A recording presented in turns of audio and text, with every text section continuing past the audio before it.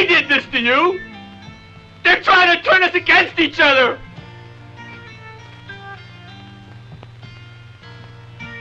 Just look at them. What do they know about friendship anyway? I'll get them. You watch. I'll take care of those sons of bitches. Watch it, Alan. I'm shooting. Oh, good Lord. It's unbelievable. It's horrible. I can't understand the reason for such cruelty. It must have something to do with some obscure sexual rite or with the almost profound respect these... Getting very careless. Blood in your hair. What will we do? You want to look pretty, don't you? Pretty for me. I can't believe you're not afraid. All you have to do is piss on it. Goody cat blood, ain't you? God damn it, Ralph, get out of here. Go on, get. Leave people alone. You'll never come back again. Oh, shut up, Ralph. It's got a death curse. Evil. God, my leg! God, my leg! I'm here. You're here. There's a fog bank out there. Messenger of God.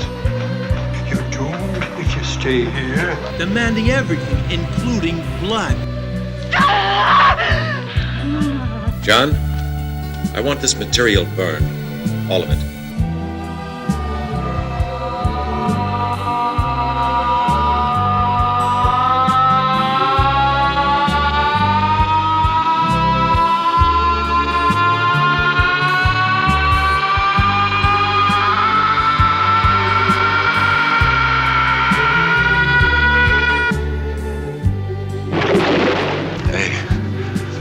I ain't the crazy one.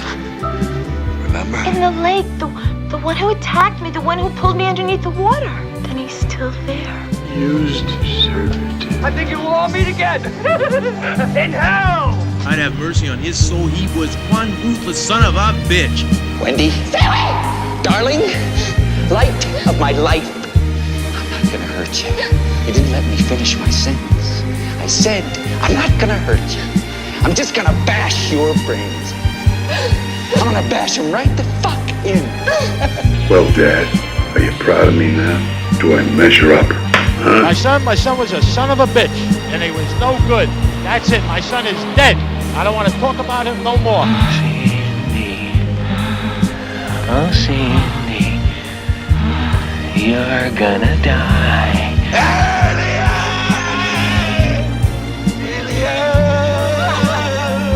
Mater lacrimarum. Ma'am, Mater tenebrarum. we didn't find any boy. Mater suspiriorum. You know as well as I do, it takes all kinds of critters to make farmer Vincent fritters. I wonder who the real cannibals are. Okay, I'm here with Duncan McLeish, and Duncan is somebody I podcast with on a regular basis. He does podcasts under the stairs or teapots. He has like a 24 podcasts under that. He does this yearly thing called Summer Series, which is epic, that brings podcasters from all around the world to discuss what the best movies of, you know, the decades are, and it's accumulating to this giant thing in next year. So the reason I wanted to have Duncan on is because I like him. He knows a lot about movies. Our tastes kind of line up. And he also did this epic podcast with Bo Ransdell about William Friedkin. So having him on to discuss Cruisin', which some people may say is not a horror film. I consider it a horror film from 1980. We're going to discuss it. It's going to be a little bit more freestyle than the ones we have with Troy Howarth and you know, Art Ediger.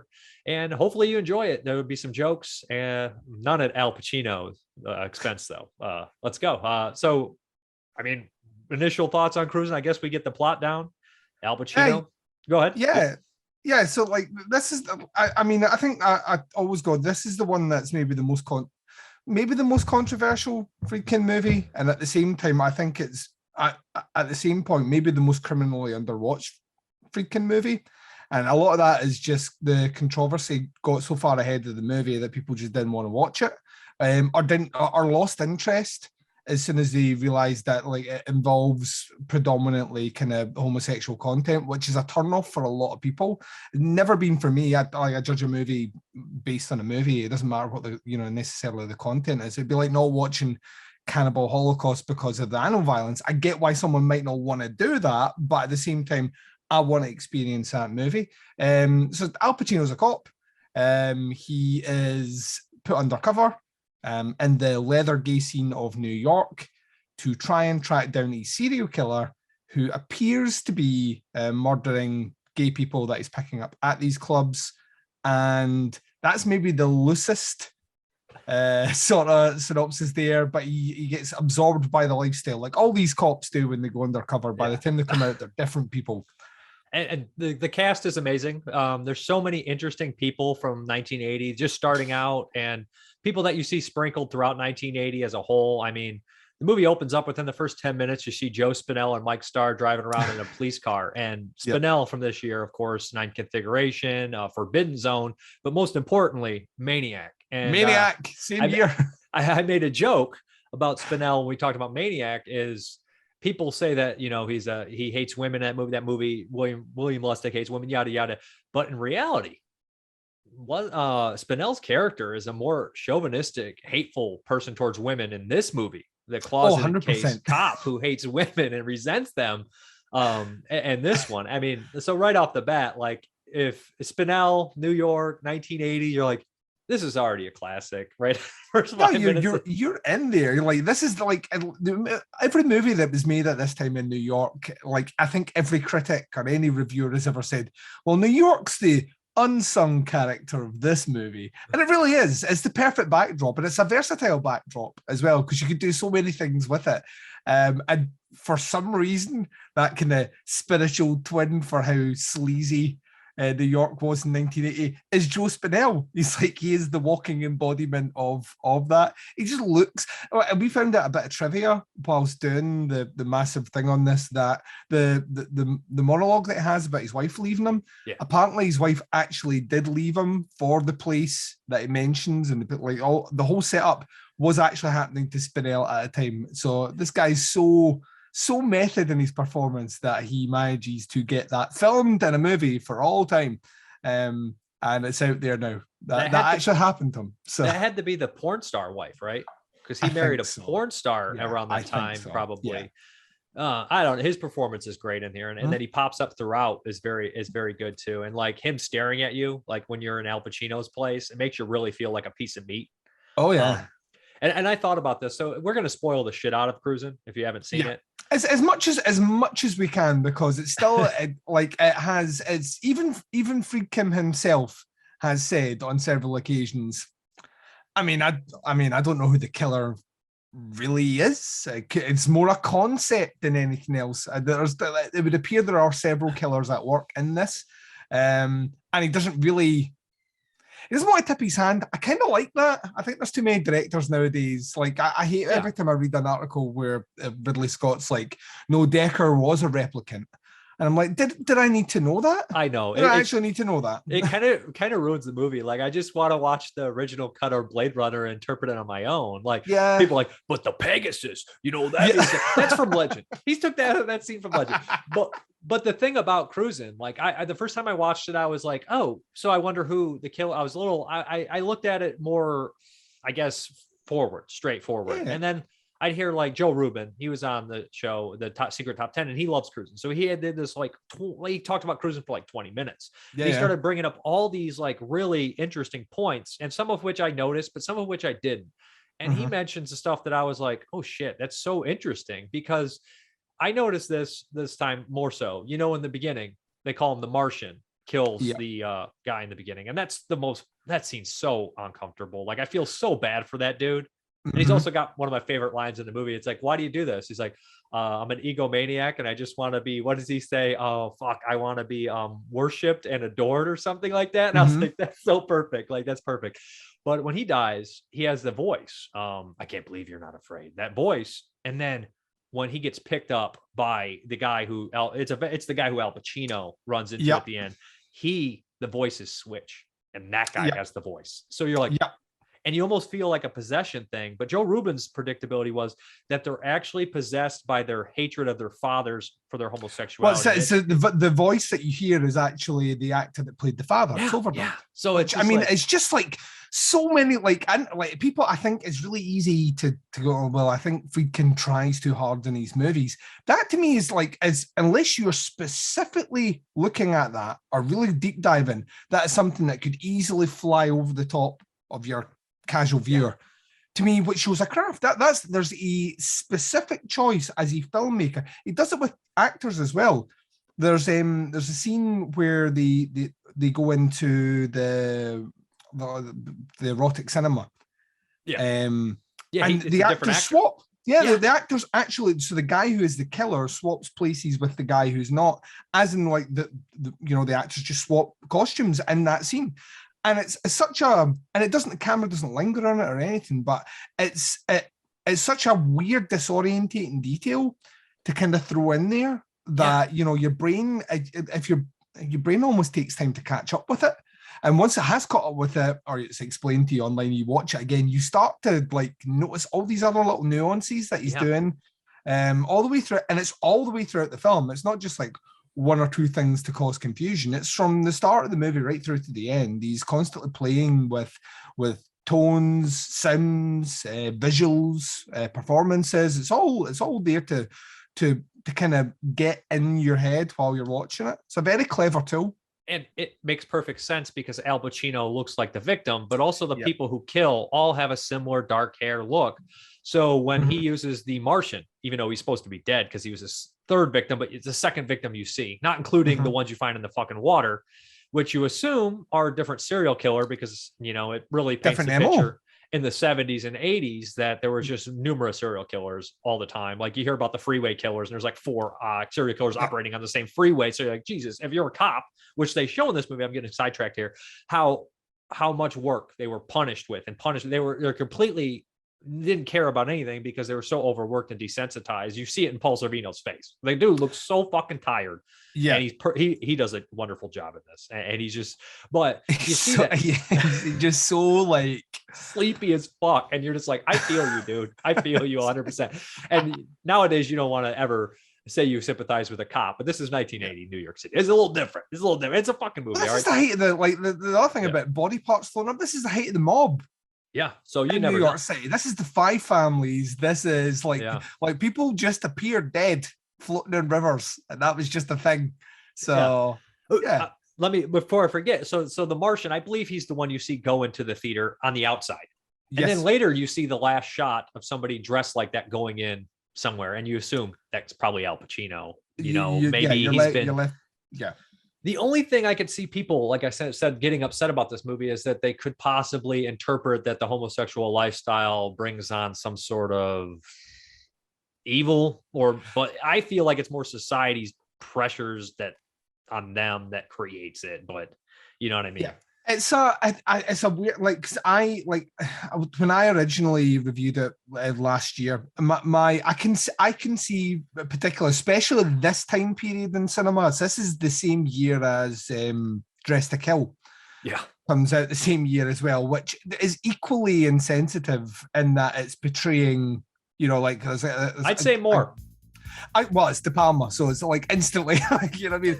And De Palma was originally linked to cruising. There was a time period where he was lined up to direct this movie, and he kind of wholesale in a De Palma fashion takes some of the elements from this movie and then just like Hitchcocks them into his version of it. But what you get,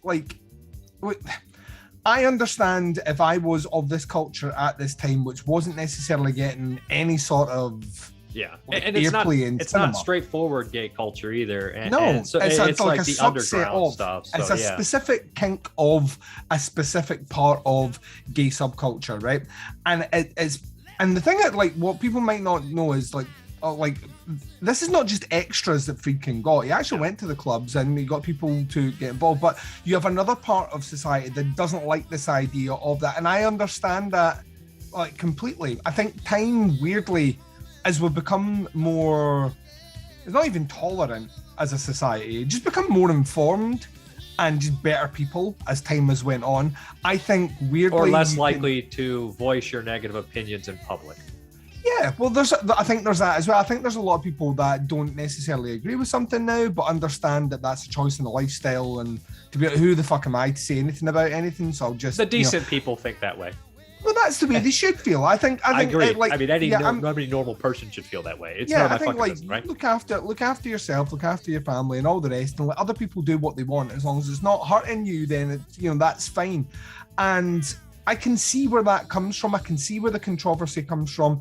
I can see, even when you hear Friedkin talk about the movie, there is a certain degree of kind of blasé, kind of almost insincerity about even how he approaches this. Also, William Friedkin sounds like a more literate Donald Trump, as to be said. It's the same voice. I can't, close your eyes, you hear his voice. But he's actually clever and funny and that's smart, what I'm saying. He's like totally intelligent version. It's like a weird thing. Like politically, they don't line up. But when you look at that kind of time frame, you look at the way it's delivered and all the rest. I can see very much people being on the other end saying, well, you know what? What the movie's actually saying is, if you're into all this leather stuff, then you're more likely to be a killer. It's difficult, but I think, but that's like, if you look at serial killers, I know we are big fans of kind of like serial killer documentaries, novelizations and whatnot. You look not big fans of serial killers themselves. Just like in general, the psychopathology behind it. I think when you look at that in general, it's across the board in all walks and manners of life. So I think, as distasteful as this might come across to some people, there were people like Jeffrey Dahmer, for example, who was frequenting gay clubs, who was drugging people, who were taken back and mutilating them. Right. So I mean, there were several. I mean, and I know this is going to sound negative, and I don't even want to get on this. Yeah. But when certain societies or subcultures of society are shit on more, they therefore create more psychological trauma to someone. Therefore, and also people exploit those places because they know that. When the police have zero interest in getting into leather bars and whatnot. Exactly. I mean, this is the kind of police racket that we see here at the beginning of this movie involving Mr. Spinell. That whole thing is predicated on the fact that no one's going to believe someone reporting a crime. It's purely predicated on that. Well, did you get their badge? I think it's Paul Sorvino. Did you get their badge number? You didn't get their badge number. D. Simone from 6th Precinct, that plays off wonderfully at the end. And Paul Sorvino's poker face. He's slightly, and then he notices the guy. He's like, who lived here? And it's registered with John Forbes. He's just like, how can I even get more tired than him? Because he starts to put pieces together. He's like, well, that guy wasn't lying. This fucking guy right here. And then he's like, John Forbes lived here? And he's like, oh, no, that's bad.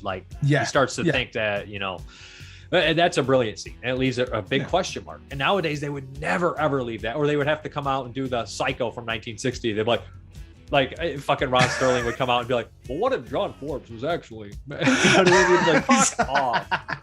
Yeah, and you don't there's I miss the time that and it's not completely gone, but it's just not the norm now, where questions could be asked at the end of movies and not answered, and the audience themselves would be left with that question when they left. It's nowadays everything feels like there needs to be a neat bow wrapped around everything. You don't want to leave with questions. That's not how life is, though. Yeah, I mean, that's literally not how life is. You get any media you consume is one person's perspective of something. It's not the I find it the whole idea that Pacino may have, killed. Well, I mean, to me, he did. He kills the guy that's beating on his boyfriend from next door.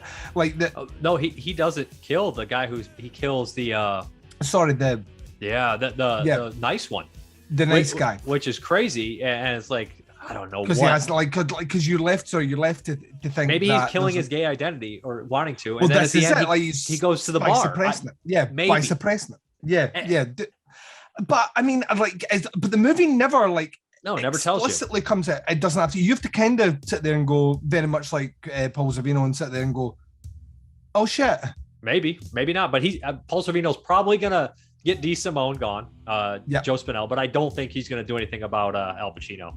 Yeah, well, I think he feels culpable for putting. Well, him in he's the one that situation put him in that place. position. So yeah, he put him undercover. It's the kind of Donnie Brasco thing where you're just like, so I mean, I love all that about it, but on top of all that, I think, like I said, I think time has been kind to this movie, and that like the messaging at its core is always going to have a degree of insensitivity and just a lack of tact. But I think people can look past that to an extent now and actually get into the guts of the movie, no pun intended, and start picking out the incredible cinematography, the use of color, the score in this movie. Score is amazing. Score has fiction.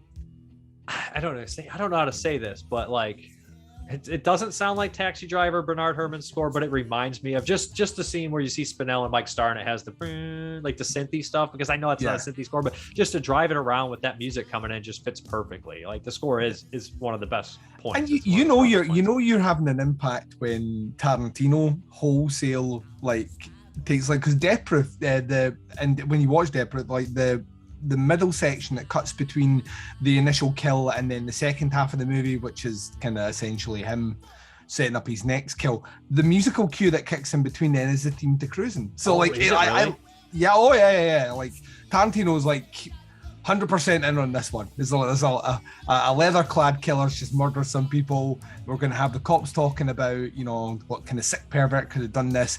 Cue the theme song for Cruising. We're at the back half of the movie. Like, so it has an impact, and I think for a while there was a lot of people out there that maybe felt not shame, but maybe didn't speak loudly if they enjoyed the movie. And I think that is slowly, like labels like Arrow putting out Blu-rays, yeah, that helps. You know, I think that starts to change the tide, and then you get critics and filmmakers coming out and saying, you know, actually this was hugely influential.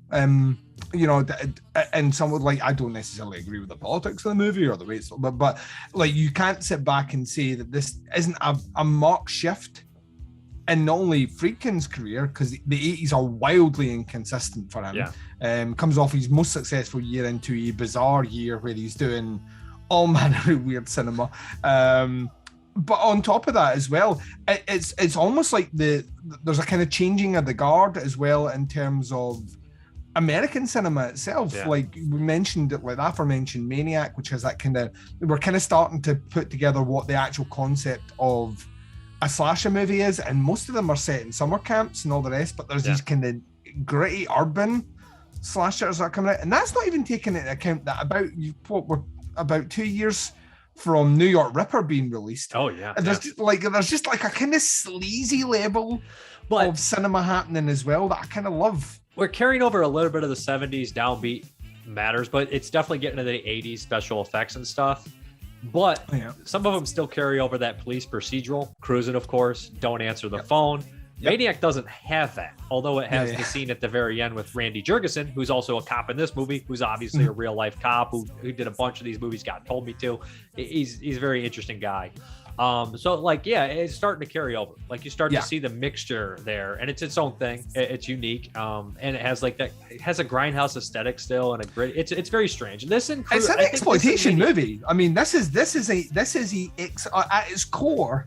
This is an exploitation movie, but it's an exploitation movie with like A-listers and like an auteur director, and like a budget, like a goodness to gracious budget. Same with Dress to Kill. I think this and Dress to Kill share a lot of the same DNA as far as that is concerned. And people say that somehow they say Dress to Kill is enough of a horror movie. I'm like, Cruising and Dress to Kill are about the same as horror movies. They both have an equal amount procedural, and they have these big murder set pieces like that are 100%. Crazy. And I mean, Dress to Kill is a more this movie's surprisingly not that bloody. And I mentioned this on my last review of it as well. Like I always assume it's a lot bloodier than it is, and when you hear Friedkin talk about it, Friedkin said that he wanted to take the psycho approach to this, so he didn't actually want you to physically see the knife per se go in. He just wanted to edit in such a way. He wanted the aftermath to be bloody, so when you saw the after effect, this was going to be, you know, it was going to look like something really violent had happened,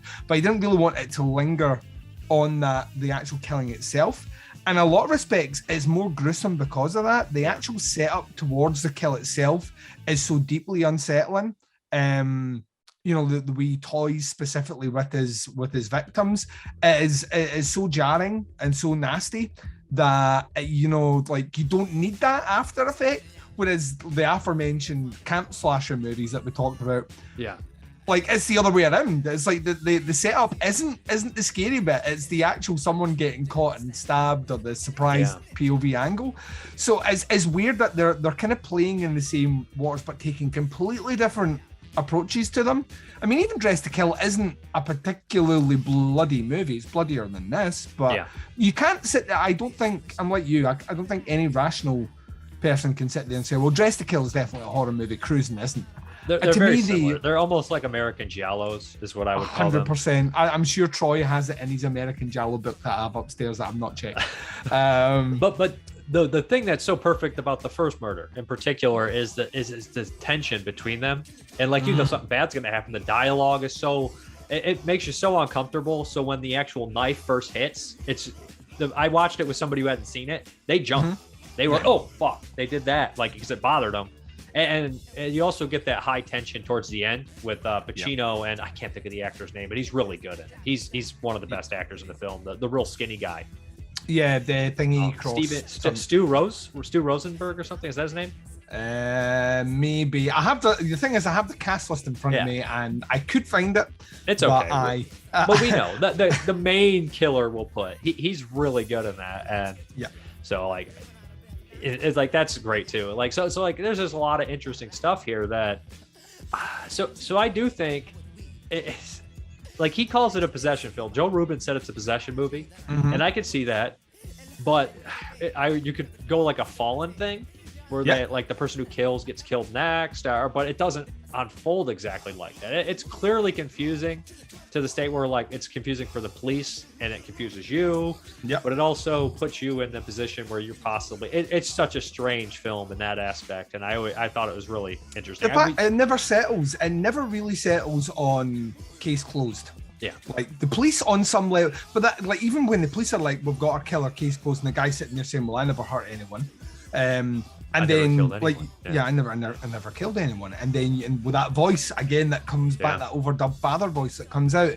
But then, like you said before, like that last shot of someone from behind walking in, like, that is, you know, there's a potential a possession aspect. There's not just a commentary about, like, evil as a concept. Yeah.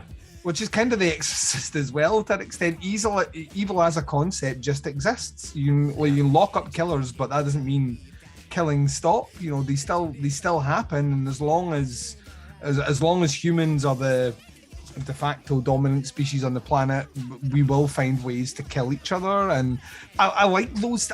I like the fact that, like I say, at the end of this movie, the scene continues on, but also the threat continues on, because that's the way things are. Like, it's never gone. So like we like I don't want to take credit for it, but Joe Rubin suggests that Al Pacino was the one putting the bodies in the water, and he just changed it. Potentially. Yeah. It could be anybody, but also, like, they set up Al Pacino is starting to get dangerous. Like, you start to actually fear for his wife, who's cast perfectly as Karen Allen, because all I see is sweetness in Karen Allen. So, absolutely, like, love her. Yeah, absolutely love her in this. When she's around Al Pacino, I'm just worried. Like, I'm like, I want her to be safe, and like, so they did that really well, having Pacino be around her. So you start to think Pacino is being overtaken by it. So it's not that far of a leap when the end scene comes together. So I think it comes together perfectly with Paul Sorvino, and I think it opens really well with Spinell and all that coming together and everything like that. Just a couple other people I should mention that I find really funny that are in this is Gene Davis. As one of the male prostitutes, which is great, because I love that he was in 10 to Midnight, and like, as the naked guy. And it's just like, I was like, makes a good female prostitute, or not. He looks great in drag. He looks absolutely great in drag. It's like such a great performance. Like, I wish I could look that good in makeup. It's awesome. Shit. We got Ed O'Neill in here as just perfect. Like, that's like, it's one of those things where you're like, oh my good God almighty. And I know you're going to mention you can mention him as well. Oh, I thought you were going to mention Powers Booth, but I was going to say Powers Booth has maybe like there's a whole world where I just want to have Powers Booth just explain things to me in a nonchalant kind of completely disinterested in the thing. He doesn't even. He's just there selling shit. Like he's like, you can buy something or not. Like yeah. Like he's not into it. He don't care. But man, who would have thought James Remar looked that good in short shorts? Like I would have never guessed. There was a time. There was a time. I mean, Ajax. He went from Ajax to the year later being that. You're like, you would have never guessed that he had that much range. To be honest. Yeah. He's an actor that just pops up in a lot of cinema. And he's always good, like surprisingly good. Like, because you think when you're a kid, you're like, oh, he's the Raiden replacement. How could you? Oh, he sucks. And then like you think back, you're like, you know what? I actually think Christopher Lambert kind of sucked. Yeah. James Remar's the best. You know what I mean? He's the better version. Yeah. Maybe not the better Raiden. He's the better actor. Yeah, like that's. I think that's maybe where he first came on my like radar as Raiden, like properly. When I was just like, all right, I know he is. But then after that, it's like. Just weird performances. Like he appears in that he's in Hellraiser 5 for no reason at all, like zero reason. He's in that movie. And Blackwood's then daughter.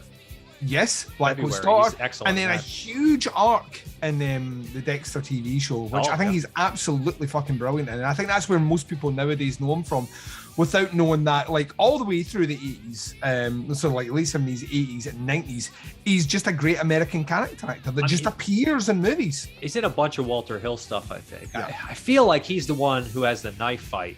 What the fuck is the one where they have that big ass long knife fight? They're tied together. I know. I know the movie. It's not Long Riders, is it? It is long. Sounds like it's probably Long Riders. Yeah, I think it is. Yeah. I mean, yeah, I think it is. So, like, he's in a lot of shit. And he's always really solid. He's good at this, too. Like I said, like, you have all these people popping up. And you even got the fucking dad from American History X with a big old fro. It's just a great cast. And it's a who's who. Everybody's perfect in it. And it just feels right. Like, it just feels like the perfect movie for the perfect time. How would you stack this up against other 1980 horror films or exploitation films? See, I think personally, like, I think this is, it's weird because we were talking about this just before we went live. Yeah. And I was saying, to me, it's a horror movie. Like, it's always been a horror movie. And then when if I was to sit down and do my top 10 like horror movies of 1980, there's too many good ones. Yeah, this is the problem. It's like, it's one of those ones where you start then try to look at you try and force it out by, well, it is horror, but it's horror exploitation, so it kind of sits in its own little bubble here. Well, these movies are more horror, so they go up to the top. I think, like, if you're being subjective as a movie, well, not even so, like, if you're being like objective, not subjective, objective, like, as a movie, this is top tier for me for the year because it mixes so many great elements of exploitation, of horror, of crime and grittiness, of amazing cinematography, amazing score, powerhouse performances. Like, if you look at all that across the board, it's a top tier movie. I think what kind of brings it down in terms of other horror movies that are around there is the fact, like we said before, it feels like it's almost like if you were doing a list of exploitation horror movies, then it's totally sitting there, and by lumping it in an already heavily stacked year, it kind of gets lost in the mix against more quote unquote pure horror movies. But it's an incredible movies movie too, right? Like movies that people reference all the time in the horror genre, like Cannibal Holocaust, Friday the 13th, The Fog. There's just a lot. Yeah. Honestly, this year is probably top 5 years of horrible. The Shining. Like The Shining's 1980. It's just fucking nuts. There was something in the water that year. I mean, you got Carpenter, Fulci, Argento, all making movies, Kubrick, and it's just insane. It's got to be one of the strongest years of all time, to be honest, in terms of top tier horror. At least 40 good movies. That doesn't happen. 40 watchable movies like that you would put as like a 7 or above at least.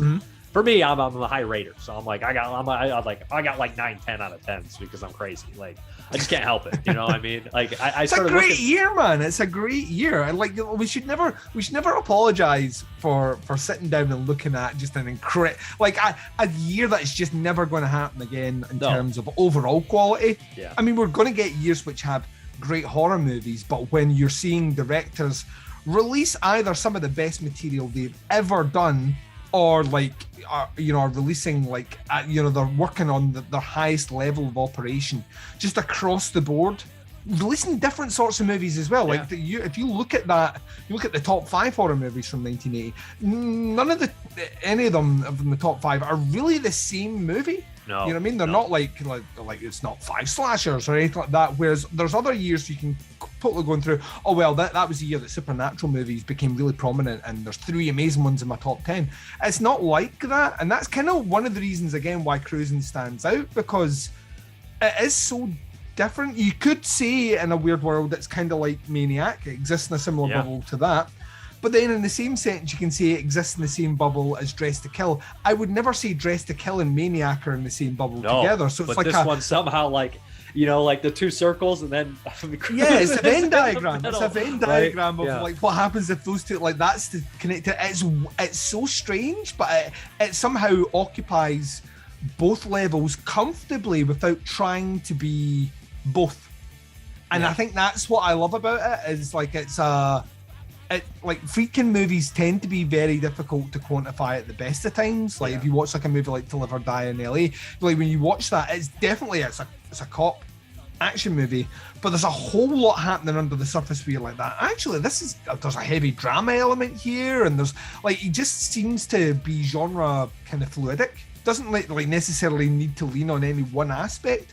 I think it's also why that when he talks about The Exorcist the way he does, he calls that a drama. like he's like, to me, it was always a drama movie. But there's those movies like, we consider it a horror movie because I think it's horror because of tons of shit. But it also inspired an entire genre, similar to Jaws, which some people say is not a horror movie, similar to Deliverance, which is a huge, I don't know if it's a horror movie, but that and Texas Chainsaw inspired like a giant Hicksploitation thing, which we would never have. Like a whole it's still inspiring people. It's like it's still physically inspiring people to this day. So like it's difficult to, but I mean, if you're talking about 1980, I think over time more people are coming around to it. And I think agree. Like we mentioned before, like labels like Arrow putting out this as a Blu-ray and people discovering it. I remember when it was released and people were like, you could see people that was coming through. What have I just watched? Have I never seen this before? That's the exciting thing. That's where those labels start to do like really good work, when they start taking movies like that, giving them a bit of a market and a push that people that are already starting to get into like giallos or like all this genre stuff start to sit down and watch movies like this. And there'll be a whole sea of people that have seen Knife Plus Heart, right? I love it. Yep, and watched that movie and loved it, but are not aware. Like I've never heard of Cruising before, and you're like that. You go back, just go back and check that movie out. So, if I had to pick 2 movies that I think Cruising inspired heavily, I would go Knife Plus Heart, and the second would be Stranger by the Lake. I love Stranger by the Lake. That's a great movie too. That's one where I watched, and I was like, I need to watch that right again. Pretty quickly right after. It's a great movie too, and I love how that ends with the darkness and the shit. It just leaves a real good question mark, similar to Cruising. Yeah, and it's also, but you get the same level of people that turn off that movie or have not watched that movie because of the homosexual content. And I would say the homosexual content in Stranger by the Lake is much more extreme. Like it's actually 100%. And like Cruising, even. I mean, so like Stranger by the Lake, I mean, I don't know. I feel like cinephiles don't care too much, like especially horror cinephiles or I agree. They've seen so much shit, like they don't care anymore. Like they've dug the trenches to see like it's funny. Like if you can't see a dick and you're like, oh my god, it's a dick. It's like you just watched that fucking sea turtle get killed for real. Like I mean, a dick. 100%. Do not have a mirror in your house, bro. Relax. You're gonna be okay. Gay or straight or bisexual, whatever. You're gonna be okay if you see a body part you don't typically attract to. You're gonna be all right. Yeah. They're the same people that'll go and see the new Jackass movie and talk about how amazing it is, and that is all dick. Like there's so much dick, there's so much cock in that movie. But there's fart jokes. Unbelievable. So it's okay. Well, I haven't seen it. I mean, but yeah. So like in terms of like also about 1980, which is really funny, is like we were discussing that too. Like there's so many movies that like top tier arguments. Yeah. Like if somebody's like, I think Friday 13th is the best and deserves a spot, you'd be like, well, yeah, it does. And you're like, somebody's like, oh, I think The Fog. You're like, yeah. Man, The Shining. Yeah. Maniac. Yeah. City of the Living Dead. You're like, yeah. I mean, like, but if you can, it's so funny, like, because all those movies deserve because they're so different. Like they're so different, but so unique and so like trailblazing. Like all of them, like so much. So, like I said, this is a great year, and like comparative Cruising, like I had my top 5 in my head, cemented in my head, and I'm not saying they're the best. They're my personal favorites. I have these tastes that a lot of these movies I saw when I was, 10 to like 13, 14, stuff I shouldn't have seen, that it left a lasting impression and damaged me sometimes, irreversibly so, and that forever they'll be at my top because I have that fondness and that horror with them.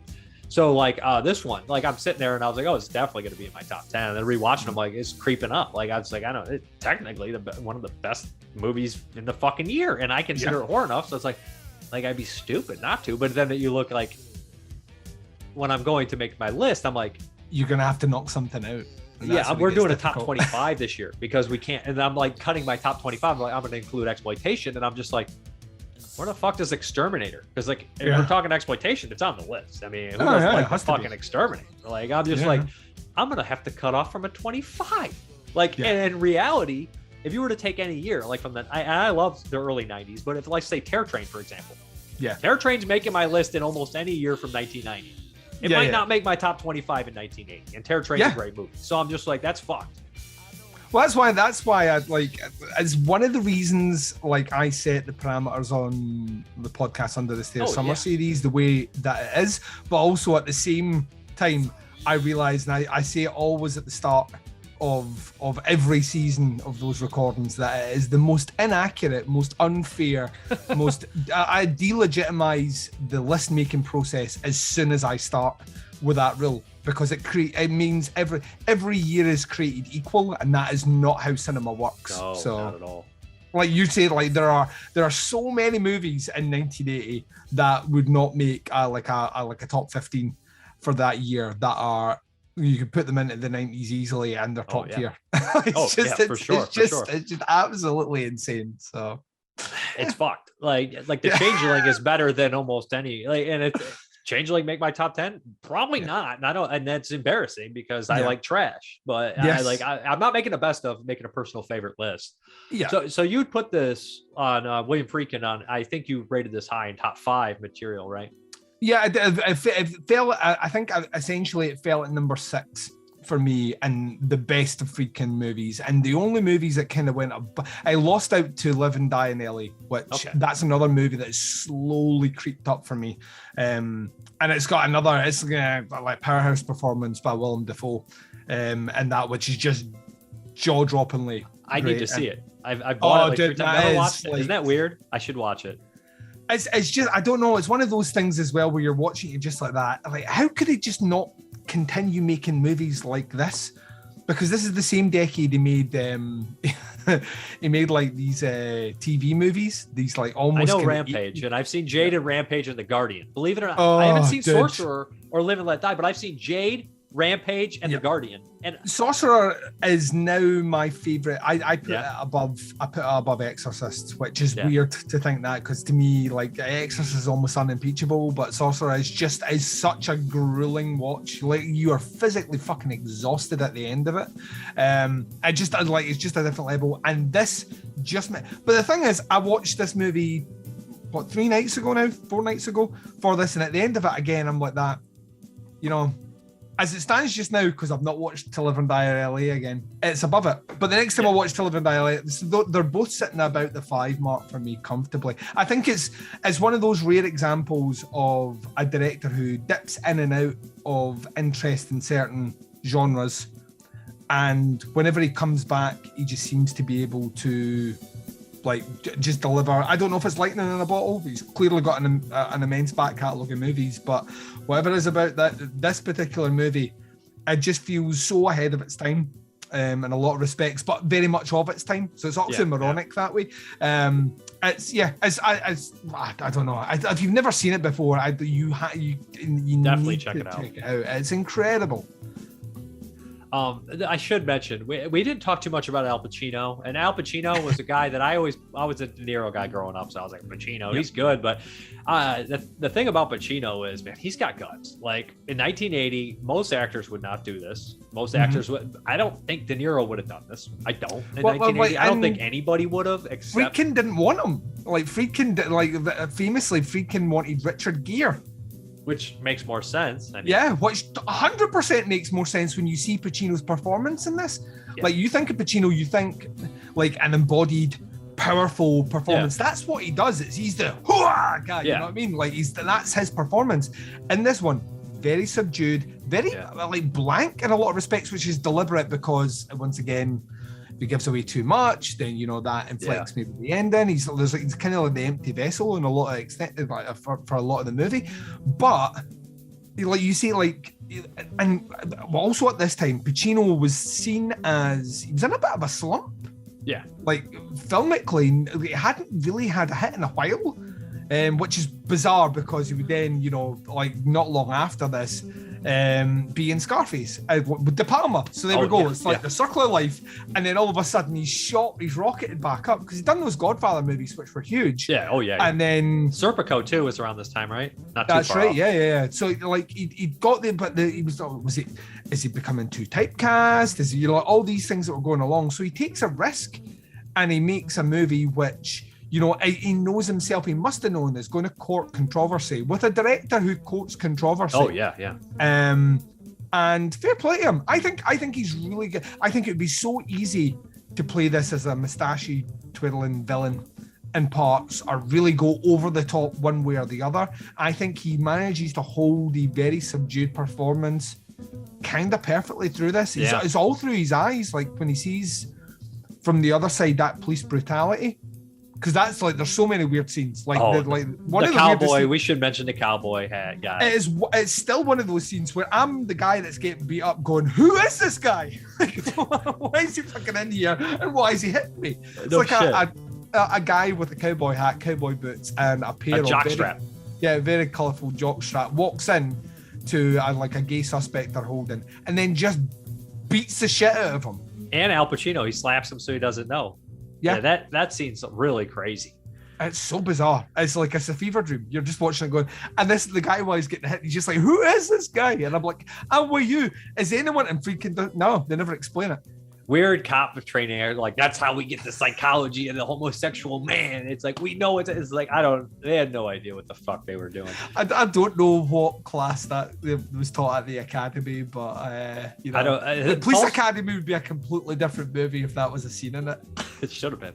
Well, Paul Sorvino, they had 12 sequels. They could have squeezed it in somewhere. Yeah. Paul Sorvino, he gives a good line, which is it's like he's like, yeah, some days you're gonna like collar like 3 or 4 little small guys that are weird and you don't know why, and you know what I mean. It's like it's just part of the job, which is a cold way to look at it, but also it's a little comforting in the fact that I know this is horrible to say, is that at least Paul Sorvino doesn't hate the people. No. He has he doesn't even. It's almost like he's surpassed that stuff and he just looks at it as a job. He has to, because otherwise he's just in hell, I guess. Well, the other thing is like they're like for all the police in action in this movie to an extent, with them not following up or things like that, they are embedding someone undercover to find a serial killer that's killing gay people. Yeah. So there's the kind of duality here. The cops like aren't necessarily nice at all in this movie. In fact, it's like a fairly bleak portrayal of them, which a lot of people maybe have come around to nowadays, but it is a fairly stark, especially the opening 2 cops. Yeah, 100%. But like you mentioned, it's also against the backdrop of New York in 1980 was just it's like there's a reason they did the movie Escape from New York, right? And the two places were very similar at the time. And it was like a den of villainy, and what you have is you have a cop that's kind of worn down by what he's having to do, but at the same time though, he's still embedding a police officer to get answers, and he's not only that, he's like taking care of this guy. They do meet up. I love though as well the detail about the steak knife. So that the killer's weapon is the steak knife, which you see being used in restaurants, you see in all different scenes. There's various different characters carrying this same knife as well, adding to that kind of ambiguity of who the killer is. So when this is what we're looking for. We're looking for a knife like this. And then later on, you see a woman in a restaurant eating and she's using the same knife. Well, that's some Jack the Ripper police right there. They're like, well, you have to be a surgeon, so look at the surgeons. And they do some they have not much to go on. So like, I think they originally center on the one character at the end because he went to the school with the with the teacher who was initially murdered, the one that we don't see first killed. So like, That's right, I think that's how they pin him. And like, yeah. So it's also, it's like some comedy when you just look out your window and you see Al Pacino like watching you. Like, would you be like, is that Al Pacino? Like, why is Al Pacino out there? so they do that. You see that guy pop up 2 or 3 times along with Spinell. Like, and just watching Spinell cruise is an all like, I don't know. I want to see Frank Zito versus this cop, see which characters comes out on top.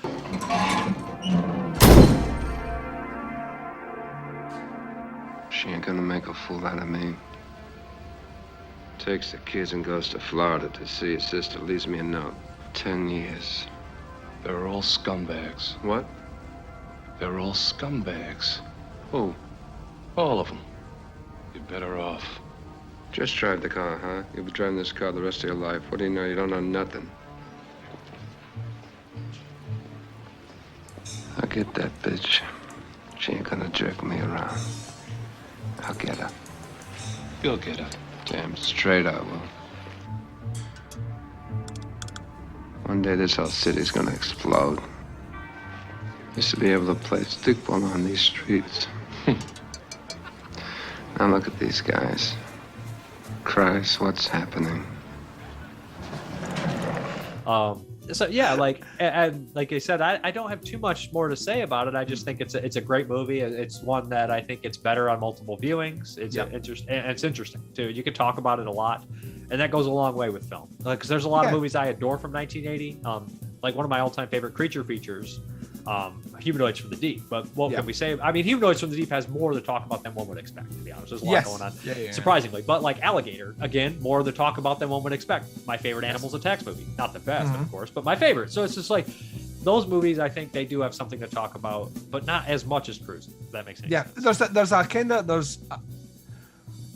There's a part of me that feels that you are rewarded more than just an entertainment value for revisiting Cruising. There's so many like chicken soup for the soul, like 1980s horror movies that you rewatch because you just have a ball watching them. Like everything about them it makes you happy to watch. It's why we love the genre. And then there are other movies that I feel that like with every viewing, you can almost approach it, like depending on your mood when you approach the movie, you can take that movie in a completely different direction or come up with weird theories or you know, that Cruising exists in that world. You can watch it just at face value and at the end of it think, well, they caught the killer.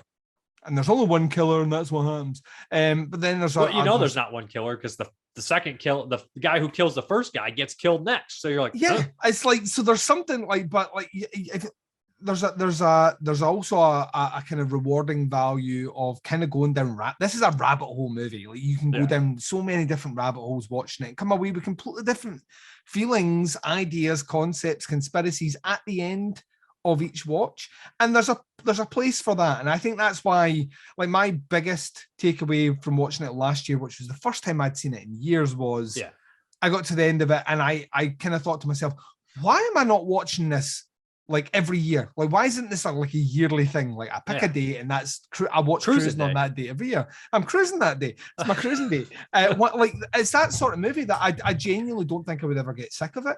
And that's the interesting thing for me is those movies where you come, like when you either discover them or you come back to them after a while and you sit down and you start to appreciate them. And had I seen this when I was 15, for example, there's absolutely no way I would have come out with any sort of depth in this movie at all. I would have come out with the most vanilla, this is what happens in this movie. And the older I've got, the more I've appreciated the subtext, the more I've appreciated the culture, the messaging, and the cast too. Because like as you get older, is ridiculous. These people just like stick out to you. You know what I mean? Like as you get older, like there's certain character actors that you just like gravitate towards, and then you start to know their backstory in real life, and then you gravitate towards them. Like Spinell. Yeah, like, you know, Spinell and like people like that, like Warren Oates, you're like, well, I'm just gonna watch anything they're in and just watch them, even whatever the fuck they do, because they're just interesting to that. Like, and they're just all part of that world. And so this one, like I said, there's a lot going on here. And again, like I hadn't watched Humanoids. It was one of my favorite movies growing up. I watched all the fucking time, and then I rewatched it. And I was like, I forgot how much I loved this movie. Like, this is the easiest movie to watch of all time. It's 80 fucking minutes. and it's nonstop insanity. Like, it's inappropriate as fuck at times, but also like way ahead of its time in other ways. So like, it's just a perfect exploitation horror movie because it's got the, you know, you get your cake and you can eat it too, right? Mm-hmm. So like, I mean, like, but Cruising, like, it's just on a whole new level. Like, you could recommend this to people that aren't gonna like freak everybody. It almost became like a pop culture thing. Like, some people do know it, but they don't really reference it because they probably, a lot of like middle-aged guys like that aren't in the movies don't want to be associated with Cruising, I'm sure. This is like I say, it almost feels on. And it was the conversation I had with Bo on that recording where he was just like I was aware of the controversy about it, and I kind of it just put me off ever wanting to watch it. And I'm like, that, you know, if anything, I'm the other way around. Like, when I hear controversy about a movie, I'm like, I'm going to watch it and make up my own mind. It's the reason that when like a Serbian film was banned in the UK originally, then was released heavily edited. But when it was originally banned, I was like that. Looks like I'm going on the high seas to find it. I'm going to watch this movie. You know what I mean? Is that way where I'm like, and it's probably because I'm more like in my country anyway. I grew up. I was very young when it happened, but I grew up in the era of the video nasties. So like a definitive list of 72 movies that the government says you shouldn't watch, and I'm like that. Well, you've just given me a list of 72 movies that I now have to watch. Thanks. For better or worse, on some of them. Turns out most of them are not good. But I've seen most of them. Yeah, fact, most of them should my be top on the 10 list. Is going to be off that list. Yeah. But I know exactly what you mean. So I feel that way too. But these movies, like, I'm starting to get old, not super old, but old enough to where the fact that I watched some of these movies when I first saw them at, you know, like 10 to 15. I'm seeing them change culturally. Like, when Cannibal Holocaust was respected, it was respected as like the extreme movie, but people respected the message. You know, like, it's very smart. And now I feel like a lot of people are just like, you know, with the Twitter social media age, are just fucking hating on it without understanding some of the messages. They can't get past the stuff. The context matters. It really does. 100% does. Always does. Movies change with time, and so do you. But I feel like any movie that can keep you talking about it for 20, 30 years, 50 years is probably more historically important than most of the movies you like. Like 100%. Like, you can't appreciate on some. I talk about this. I do a music podcast as well, and I talk about it mostly covers kind of more kind of on the metal and rock side of things. But what I talk about is I'm not an Iron Maiden fan. Never been an Iron Maiden fan. Never will be an Iron Maiden fan. I just don't like Iron Maiden. I'm just kidding. I'm kidding. Yeah, like I can't do it. If you like them, brilliant, but I'm not. But then, like, I will like bands that are clearly influenced by Iron Maiden, and the argument is always, you know, well, if you like that band, you need to like Iron Maiden because without them, you don't get that. Me and Herschel Gordon-Lewis. Like, I respect the shit out of Herschel Gordon-Lewis, but I think he's a hack. I'm sorry. This is what I'm saying. But you wouldn't I like in music, we don't talk about, like, in movies, for some reason, we talk about like trying to almost remove things out of the culture. You know, just like remove this movie should be removed, banned, whatever, cancelled, whatever the terminology we want to use. Like, it should just be gone. But then you're removing an important part of where cinema diverts. Well, you'll have a big puzzle context on the wall, and there'll be missing pieces everywhere. 100%. Like, all these movies have an impact. They do, for sure. And each one is a stepping stone to something else. Yes. And Cruising certainly is. Cruising is, like, the link about Cruising certainly is for whatever you consider it, for better or worse. It was putting forward a part of society that I'd never, right, granted, this isn't a murder mystery, but it was putting a part of society that just was never given any time at all. I would argue, here's a point, and this is where I get cancelled. I would argue that this portrays people in the kind of leather bondage, you know, nightclub gay scene better than a movie like Police Academy does. I'm sure. Or which, like, they go into the Blue Oyster Bar, and every time they go in there, it's like hideous music and people leering over each other in a way which just doesn't befit. And it's comedy movies kind of weapon were in that always movie. really poor. You know what I mean? At that. In the 80s comedies movies, they were always poor and that kind of And no one says anything about Police Academy, so like, no one should be saying anything about Cruising. The first victim in Cruising is genuinely Yeah. you feel horrible for. Yeah, Like, the only one you don't is the second one because he was the guy who killed the first one. So you're like, he can go. He can go in the movie in terms of film logic. He can die. But you know, we should also mention it's what do you call it? It's Bay of Blood syndrome. Yeah, you know, where like the person that kills the person dies straight away, and you're like, "Whoa, what's happening here?" Yeah, that's wonderful too. Like, who's here? You know, I'm here, you're here. That whole little thing adds that element of creepiness and stuff. So, like, I don't have anything too much more to say. I love the movie. I think it's great. And it's one that I think people should check out if they haven't. That's newsflash. Cruisin' is a good movie. Al Pacino is a famous actor, and William Friedkin is one of the best directors of all time. Turns out they really knew what they were doing. That's like me. Like there's like I said, there's just so much silly shit. Like where it's just like when you go to look and it's like the same actors in all the '80s movies, like Giovanni Roberto Radici, Joe Spinell, Jamie Lee Curtis. It's like there's like 6 actors that are in every fucking movie this year. Every single movie. It's just that just walking from set to set. So let everybody know where your podcast is at and all that stuff, and your YouTube channel. I know you do have a smaller YouTube channel, like trying to, it's hard to get your subs from the podcast and vice versa. Like I don't do well on the podcast formats, but I get more views on the YouTube. So I keep threatening. I think the problem with the YouTube thing is I think if I committed to doing it, I might make traction, but anytime I've ever put anything on YouTube, because it doesn't have the instant effect that my podcast does, I kind of go like that. What's the point? And I forget that my first 3 years of being a podcaster, no one listened. Like it takes time to generate an audience in the medium, and I somehow forget that. So I'll stick to just the podcast format anyway. I'm going to be doing YouTube stuff next year, but I've been saying that every year for the past 7 years. So there's always time until there's not. 100% the YouTube is gone. You can check me out on the podcast is called Podcast Under the Stairs. The website is tputscast. That's tputscast.com. Links to everything I do there. So the Podcast Under the Stairs main feed, as well as the Teapots Collective, which is like a sister feed, like an amalgam of lots of things I do, which is a video nasties podcast called Doing the Nasty, which is working through the tier 3 nasties at the moment. There's a show called Where to Begin With, which every season I pick a genre and then pick 10 movies that I think kind of will get you interested and round out your knowledge. This season I'm doing just now is film noir, neo-noir. There's one called Opera Omnia, which this season is inviting guest hosts on to talk about European horror movies. So they're each bringing a European horror movie and we're discussing it on the show, which I've never done before. I used to just do concepts of European things like vampirism in European cinema. And then there's also... No, it's Chronicle. Opera Omnia is the one that does the director stuff. So, and I pick a director every season and then run the gambit with a guest host for the entire season. Jess Franco is next time. Dude, like Mark Ball, who does Doing the Nasty. I heard him say it. I forgot he did mention that. He has no idea, right?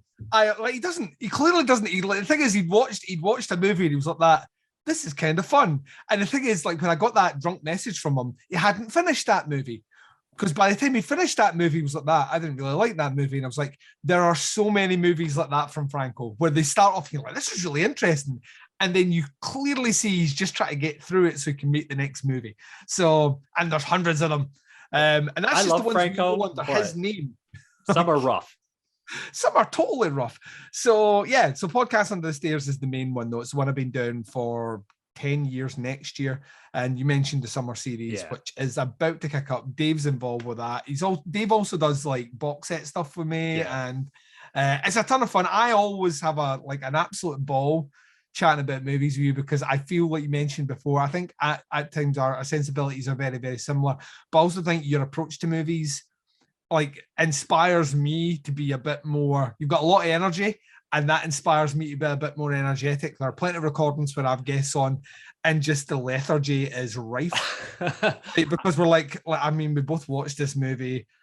Okay, well, I suppose we should talk about it. Sometimes there's not much to talk about, so you're just like focus on the guy's mustache for 20 minutes. You're like, do you think let's talk about the mustache? Like, I mean, what else? That's what I do. It's like whatever. This guy looks like Humphrey Bogart. Let's talk about it for 20 minutes. Sometimes you want to talk about the cinematography and get down to it because it's so great. sometimes you just have nothing to say except that you wonder what they catered on the set because everyone looked bloated. Yeah, you go around the houses with it, and that's what I love doing that with you. And the summer series this year is basically a filler year. Yeah. Next year's going to be the big Thunderdome one, but you would think with it being a filler year, everything would be easy to organize and sort out. This has been the most stressful summer series I have ever tried to organize, and it's not getting any easier. And we're in recording mode now, and I'm almost halfway through the recordings, and at this point I'm like, I'm tired. We haven't even recorded one yet. Like, yeah, we'll get there. We'll get there. Yeah, we're not that far off. You guys really should check out the summer series. He started like the idea is insane. So like you started with 1970, you had one other host on there. Each person picked 5 years from each year. So 1970 got 10 movies and yada yada. They discussed, they put 2 movies forward, and then they made this ultimate list. And it started off smaller. Every year is treated equally. So for example, like a year like 1971 is treated exactly the same as a year like 1977. Which is insane because 77 doesn't make sense. What? 77 Suspiria, Hausu, Martin, Rabbit. It has a lot of good movies, while 1971 has The Devils. Yeah, and you can only so every year gets 2 picks, and so we did that. First year of the 70s, it was one host. Then I upped it in the 80s. The 90s was more hosts involved. Then the 2000s, I think we'd settled on like a team of 4 or 5. Yeah. And then the 2010s, which we did last year, it was huge. It was massive. But I foolishly put through 3 movies that year, which was a big mistake because I wanted to put then like a master list of all 50 years together. But as pointed out, I think it was by yourself, Dave, it was like that. Wait 1 second here, I see a plan and a flaw in that plan, and that is you have all these years now that are missing a third pick. So that's essentially what this year's doing, is rounding out the third pick for every single year, 1970 through 2009. And there's a lot of passionate people involved with this year who are picking movies that do not make sense. Like, I'm like that. You are literally the only person that's going to talk about this movie, and there's no way you're swaying everyone else on this show. I killed my babies. I killed my babies on a lot of them. I was like, well, that doesn't make sense. I did. I was like, well, I love Messiah of Evil. It's not going to happen. I love Deadly Spawn. It's not going to happen. But then some people are like, I'm like, come on, man. Like, you got to have some objectivity, a little bit of objectivity. Dude, a little bit, just a little bit. So many of these things that popped up. I think one of the more recent ones, which gave me a really good chuckle, is our good buddy Dan Chase, who's just adamant on Scream 2. I had to watch. I watched Scream 2 the other day. Scream 2 is never going to make it. It's never in a million years going to make it. And 97 is not a good year, so I understand it's one of the best. It is, I guess, but it's just, you're the only one that loves that movie. Like, I'm sorry, like, it's not. It's like, and at that point you'd be like that. So why are we discussing on the show? But I didn't want to be a dick because it's his favorite movie. So I'm just like, okay, it's the only thing he wanted. So you can't just be like, no, like you gotta. You've got to be like, because what's that conversation going to be like on that? You know what the format is. What's that conversation going to be like? Scream 2 is a great movie. Does everyone agree it's the best one? No one agrees. Right. Well, that movie's away now. Bye. So yeah, it's been super stressful. I've kind of created a rod for my own back now, and I kind of have to deal with it. But yeah, I'm very much looking forward to it. It officially starts on the airwaves. The first episode will drop, which will cover 1970 on Monday, the 25th of July, and then 4 days a week, every single week for 10 weeks. We're going through each year individually. So you'll have a new episode every Monday, Tuesday, Wednesday, and Friday, each week for 10 weeks. So yeah, that'll be fun. That's 40 episodes. And before I was on the show myself, I went back and listened to the 70s. I just bitched. Me and JP bitched. JP from 22 Shots is on there. That's how I got involved. I would just complain. But I understand 70 and 80s. Like, it's not even. Mistakes were made because it's just like, it is what it is. Not even that. It's not, nobody knew it was the amount of hosts as well. Like, you've got nobody knew it was going to be, right? Yeah. Nobody. I only wanted to do the 70s. And I just wanted to do that as a one-off. Every year before that had been a concept idea. Yeah. So I think before that I did top 10 Christopher Lee versus Vincent Price movies. The year before that was top 10 best and worst horror remakes. I just picked a concept and ran on it, and the 70s run proved to be super popular.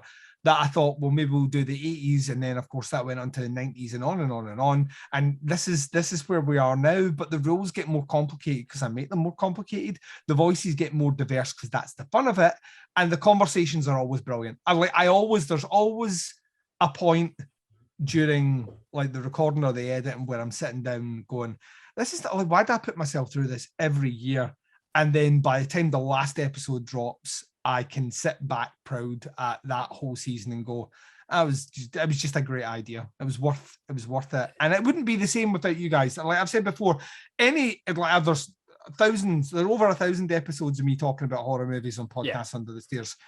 Anyone can listen to me. The fun part is the collective group of voices, different ages, different backgrounds. And it's international too, which helps because if you're sending it in America or somewhere else, you get the idea that like, I'm sure Wolf Creek in Australia is like, well, Wolf Creek's the best movie ever made. But in America, 100%. It's like, Wolf Creek's good. Is it top 5 from its year? Yes. Is it top 2? Probably not in America. This is the thing. You like you guys have like a passion for certain movies that just weren't either available over here or weren't vice versa available too. Yeah. So and that's really what weird. Makes it really interesting is like there's an affinity, especially with the 80s run. There was affinity for a lot of slasher movies that like I was like by that point I was already watching. By the time I was getting into my 80s movies, I was already watching stuff from Italy. So I'm like, no, that's my 80s. And you guys are like, well, no, this is my 80s here. And then you, like, because that nostalgia gets hooked into both, you then come away with, well, no, like, well, Argent was such a great director. And I really like Wes Craven. And you're like, well, I mean, you can like both, but I mean, they're both completely different too. Like, I love them for different reasons. And like, 100% different. I'm more likely to fight for 70s Wes Craven over 70s Argento until it gets to late 70s, if that makes any sense. It switches around. It switches around quite a bit. But yeah, that's the fun of it. That's the fun. But like I say, it's all for fun, and that's why I keep stressing to anyone who listens to it. It's a flawed system at doing things. You'll get mad. You'll get mad listening. Like you will, because you're just like, you'll get some person that you're like, that fucking person's bonkers. And then you'll get some people you don't agree with, but you can see their point. Like Bo, I've listened to, and I've not agreed with him everything because I lived a different life than him. He's older than me. So certain movies, and I've seen things at different ages. But every time he talks, I'm like, I can see where he's coming from. Like, and some people I hear talking, I'm like, you're fucking on drugs. You're fucking. Like I don't even know. Like, so you picked this movie? Why? Like, it gets like that. But I think I knew it was always going to be. I knew that there was a level of controversy around the picks when we put through the 79 episodes where I was like that we have to have one of these episodes every season where I put through Tourist Trap over Phantasm and Zombie and The Brood. And The Brood, and the Amityville Horror, which I'm not a huge fan of, but it's the Amityville Horror. Dude, I'd like Tourist Trap shouldn't be on that list, right? That's the biggest mistake because when you look back, you're like, well, it's obviously Alien, and then you're like, it's obviously probably Zombie, Brood, or Phantasm. Those are hugely popular movies internationally, especially Zombie is just like but Phantasm's a huge American movie, and then The Brood is just. They has 4 or 5 great movies from 79 that are and Tourist Trap, which are not Tourist Trap. I love Tourist Trap too. It's in my top. I'm the same. I think it's Blockley talked me around that. He was just like that. We should just be bold and we should just put through this because. But you didn't know it was going to be this, I didn't realize I was going to be exactly. I didn't realize that 5 years on I would have to go back and try and correct decisions made on. And it's still going to be a painful decision on 79 because there's 3 movies that are. That's a bloodbath there. There's nothing. No one's coming out. Brood and Zombie are 2 of my all-time favorite movies, and I love Phantasm. Might be my favorite Cronenberg. Like honestly, it is my favorite Cronenberg. And any given day, I would say. And then Zombie is like you can't take away the importance of Zombie. Phantasm, you can't take away the importance of Phantasm. So honestly, I'll fight, but I don't. It has to be one of those 3. And like if it's not one of those 3, I'll kill you. Like. Yeah. Those are I've not recorded that yet, so I can't. I can't give it away. And also, I'm purposely holding my cards close to my chest in that I'm not at this stage publicizing. Well, I'm not in those shows, so I can say whatever I want. But as far as like I'm in the 03 and 07, you'll be surprised because I think I went lightly when it came to the 2000s. Because I love some of those movies. I rate them high, but I don't have an affinity for them. Like I didn't grow up with them, and I haven't watched for 30 years. movies still stay good or still better and whatnot, and how they affected the horror genre. The ones from the 70s and 80s I have, and I've seen how they impact them. So I'll fight tooth and nail for them because they're more important to me. And I know some people probably feel better about the 2010s, or I don't give a fuck about those movies, to be honest. We did my top 100 favorite movies. Yeah. Ain't very many of them past 2000. There's whole years, like, and there's been conversations in the group chats that I have. There's been whole years where people are like Duncan's not weighing in on this and that, because I don't care about this year at all. Like, you pick anything, like the movie that I wanted to go through went through on that year. That's the only one that I'll talk about, because when we shortlist them next year, again, because they're all going to have to fight off against it. They're dead. They're dead, and they're dead right away. They're the first. They're going to be gone. Like, so yeah, pick whatever you want.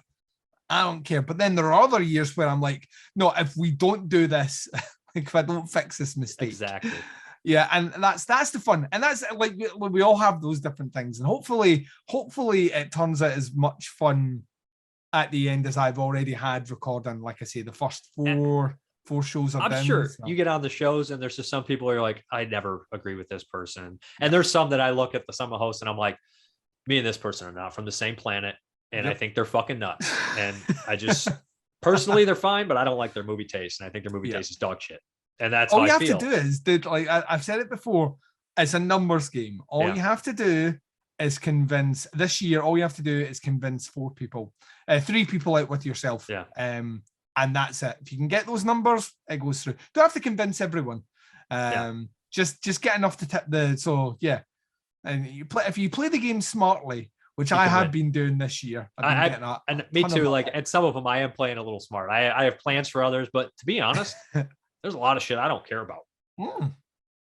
I was about to be real pissed if I had to watch Anaconda and Scream 2, though. Yeah, I mean, I was like, I'm not watching both these. I don't care which. I'm not watching fucking 4 or 5 movies for 97. I love Jerry to bits, but in no way, shape, or form in any real world conversation is Anaconda in the top 5 for even 19. And that's not a great year. Like 97 is not a great year, but I'll be dead and buried in the ground, as Doug Tilley once said. I was hoping that I was going to get 84, and Doug Tilley was on there. Because I was going to pull out the shovel, because there's no way that Friday the 13th Part 4 is not making that third one.